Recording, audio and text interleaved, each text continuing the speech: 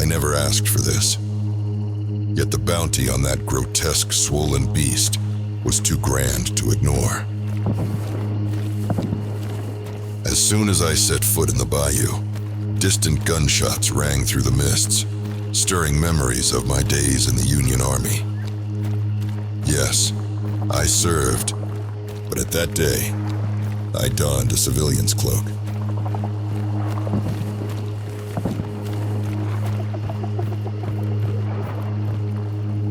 I despise this cursed swamp. These water devils, I tell you, I can't stand them. The swamps are crawling with these fiends, and you've either got to clear them out or be quick on your feet and a good leaper.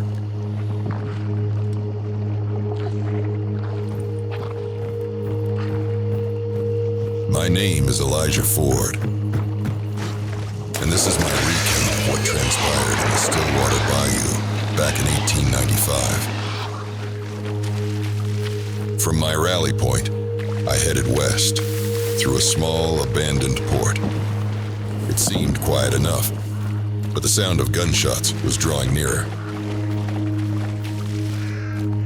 I've always been fond of horses, but this one was hurt bad. And as I drew near, it panicked. Out of mercy, I had to put it down. I was nearing Darrow Livestock, a place echoing with the sound of relentless gunshots. Taking cover behind a tree, I caught sight of a rival hunter, ducking behind bales of straw.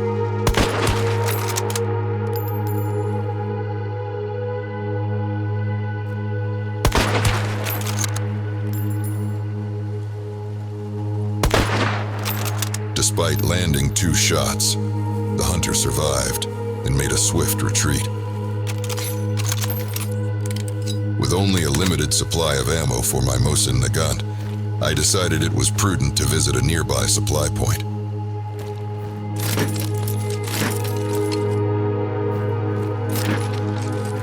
After stocking up, I noticed 3 small altars.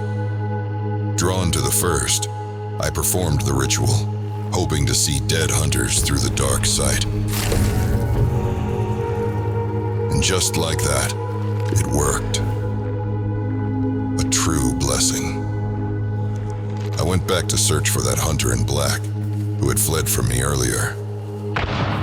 But my search was abruptly interrupted by gunfire echoing from within the compound.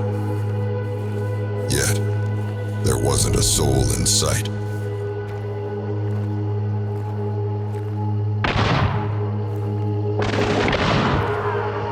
Were these the gunshots of ghosts haunting this place?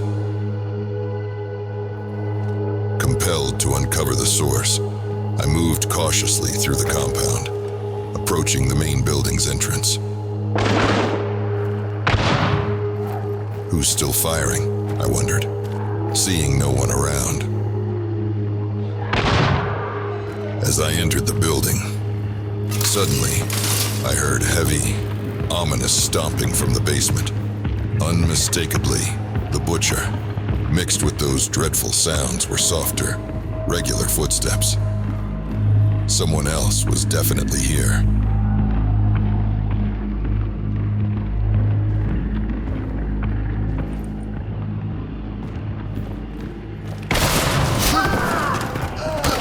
Good thing my bayonet was ready.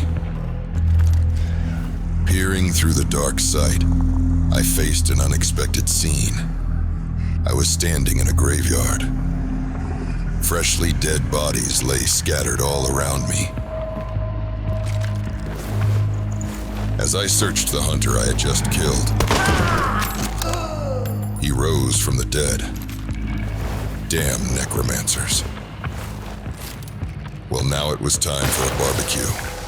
Thankfully, my old flare gun was at hand, and a bright flare ignited his body in a fierce flame. He stood no chance.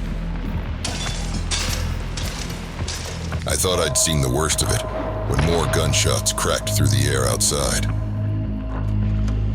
Another soul was prowling for the butcher, it seemed.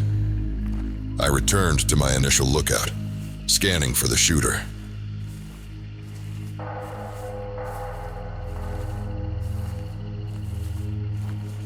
There he was.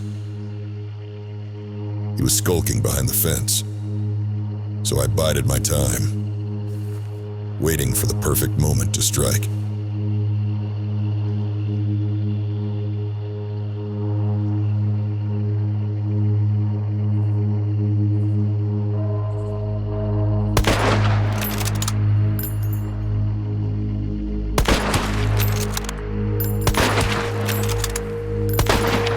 Just my luck. He survived 2 shots again.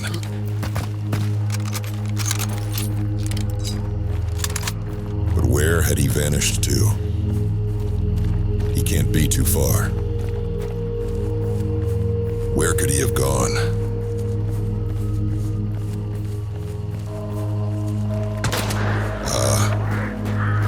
There.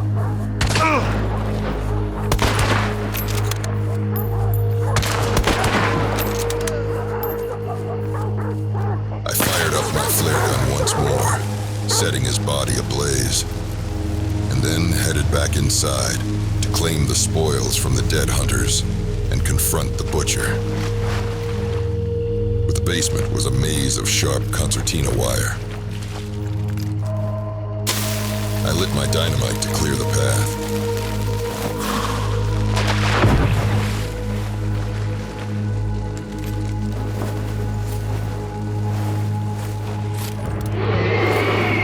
Gathering the bounty from the fallen, I finished off the severely wounded butcher in the same fiery manner I had the concertina wire before.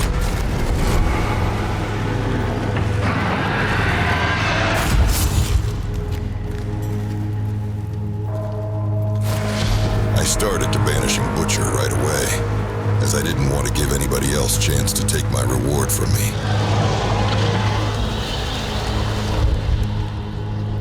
When bounty token appeared, I didn't hesitate it for a minute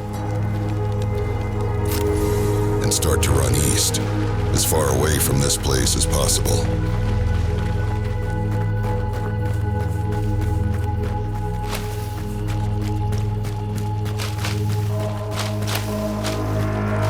I'm not sure how long I had to run, but it was a long run.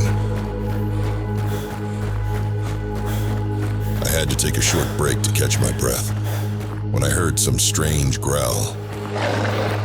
Oh no.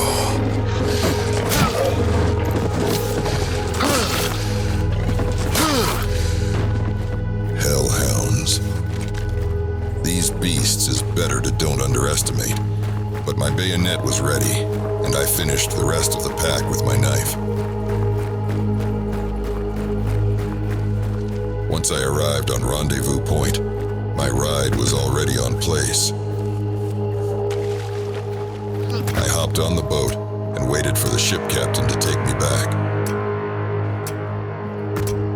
Leaving the bayou, I realized the true cost of bounty hunting isn't measured in bullets or blood, but in a forever lost sense of calm.